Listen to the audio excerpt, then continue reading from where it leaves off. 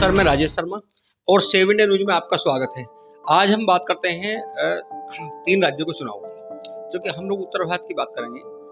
छत्तीसगढ़, मध्य प्रदेश और राजस्थान, जो कि इन 3 राज्यों में विधानसभा के चुनाव हैं और अगले साल यहाँ लोकसभा के चुनाव होने हैं। तो ये जो रिजल्ट हैं विधानसभाओं के, ये माना जा रहा है कि ये सेमी फाइनल है 2024 के लोकसभा चुनाव को लेकर। लेकिन जो 3 राज्य हैं, छत्तीसगढ़, मध्य प्रदेश और राजस्थान, क्योंकि इन तीनों राज्यों में 2019 की बात करें, 2024 की बात करें, तो 100% जो रिजल्ट था वो लोकसभा का, वो बीजेपी के पक्ष में था। इस बार जो चुनाव है, चुनाव को लेकर इस समय बहुत घमासान है और घमासान 2 के बीच में है।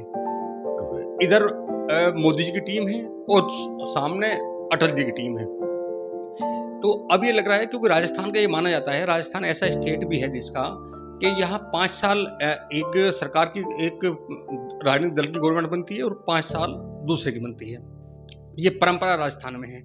लेकिन इस बार ये परंपरा टूटती नजर आ रही है और टूटने की वजह कोई और नहीं, जनता नहीं, सिर्फ 2 गुट हैं।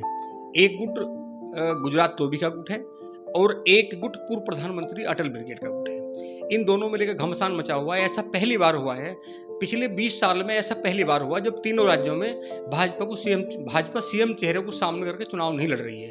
अधिकांश अक्सर जब दूसरे दल बिना सीएम के चेहरे के चुनाव लड़ते हैं तो भाजपा उन पर तंज कसती है कि उन दलों को अब यही नहीं पता कि उनका चेहरा सीएम कौन होगा। लेकिन यहाँ बीजेपी से जब दूसरे दल, विपक्षी दल सवाल पूछते हैं तो बीजेपी की चुप्पी है, इसमें चुप्पी साधे हुए है।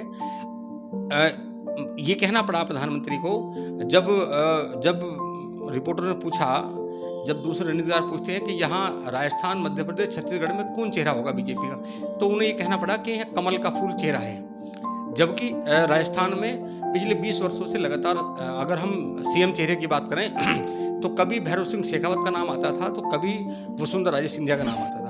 ऐसे मध्य प्रदेश में पहले उमा भारती का नाम आता था कि वो बड़ा चेहरा है।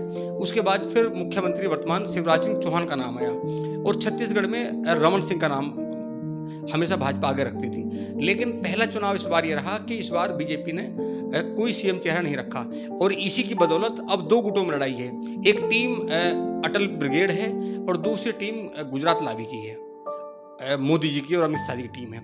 इस तरह इतना घमासान बीजेपी में मचा हुआ है। अब ये लगा, क्योंकि राजस्थान की अगर हम बात करें तो राजस्थान में एक तरफ वसुंधरा राजे सिंधिया है, दूसरी ओर दिया कुमारी है, तीसरी ओर गजेंद्र सिंह शेखावत है, क्योंकि गजेंद्र शेखावत केंद्रीय मंत्री भी हैं, बड़ा नाम है, बड़ा चेहरा है गजेंद्र शेखावत।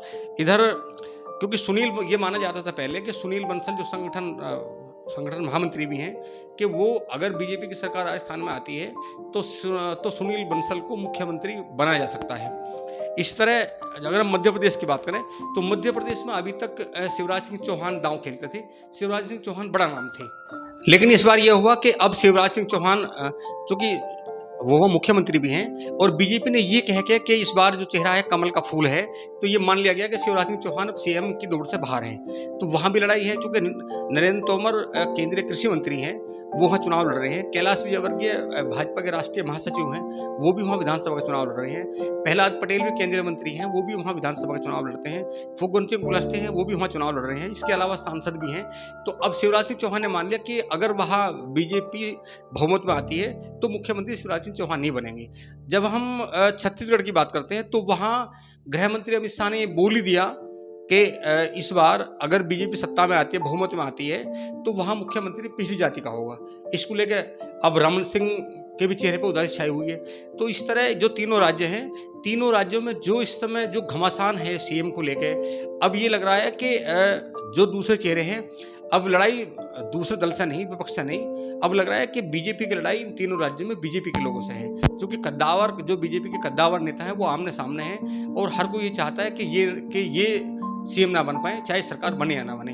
तो इस समय इतना घमासान मचा है तीनों राज्यों में और ये लगभग 16 नेता हैं 3 राज्यों में। 16 नेताओं का जो घमासान है, ये घमासान बीजेपी को कहाँ लेकर जाएगा, बीजेपी को जीत दिलाएगा या हार के मुहाने पर लाकर खड़ा करेगा, ये तो मतदान के बाद पता चलेगा। लेकिन फिलहाल बीजेपी इन 16 नेताओं के चक्र में फंसी हुई है और इस समय बीजेपी के जो कार्यकर्ता हैं वो इस समय बेबस हैं, बहुत बुरा हाल है।